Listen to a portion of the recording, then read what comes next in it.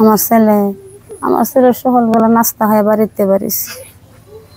আমার ছেলে বাজারে গিয়া আমরা নিজের দোকান আছে, মাল দোকানে দোকানে দিছে। এরপরে আমরা কোনো আর শুনছি না বাজারে যে কাজা, কতক্ষণ পরে শুনি কাজা বাজারে, পরে দৌড়াদৌড়ি করে মানুষ যাইতেছে। পরে 1 নম্বর চলা ফিরে হইলো জাকারিয়া আলালুদ্দির ফুত, আর হইলো আফসর। আমার ফুত সবার সাথে মিশে হয়ে চলছে।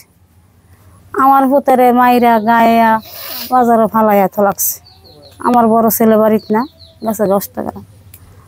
আমার আরেক ফুত ওই যে জয়জ মিয়া, এগুলো আতে আমার ফুত সব কিছু সব দেখছে, জানছি। সরে আমি গেলাম বাজারে গিয়ে আমার ফুত পাইলাম না। আমার ফুতলে গেছে গাছে নাসির না। এ মানুষ মাইরা থানার সামনে আইনের পুলিশ সব এর সাথে লাইন ধরে হারে দিছে।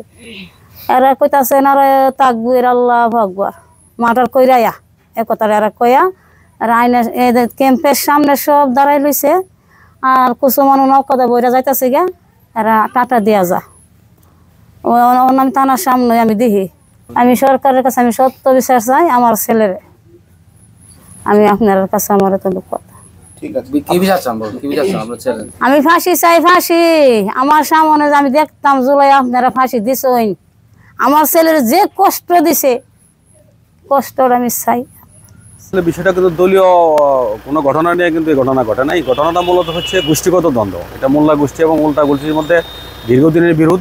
এর আগেও প্রায় আমি যতটুকু জানি যে এর আগে আরও 10 বার 2 গোষ্ঠীর মধ্যে দ্বন্দ্ব হয়েছে। কোনো পক্ষের একজন খুন হয়েছে অথবা গুরুতর আহত হয়েছে। সর্বশেষ যে ঘটনা ঘটেছে সেটাও গোষ্ঠীগত দ্বন্দ্বের কারণেই হয়েছে। এই যে ছেলেটা মারা গেছে সে ছাত্রদলের একটা পদে ছিল, কিন্তু বেসিক্যালি দলীয় কোন দলে সেটা মারা যায় নাই। আর এই ঘটনায় একটা মামলা হয়েছে, 50 জন আসামি দিয়ে মামলা হয়েছে, সহজ্ঞাতনামা 20-25 জন। এই ঘটনা মামলা হওয়ার পরে, মামলার আগে থেকে পুলিশ তৎপর আছে। মামলা হওয়ার পরে আমাদের মামলা যে তদন্তকারী কর্মকর্তা সে অলরেডি বিভিন্ন জায়গায় অপারেশনে আছে।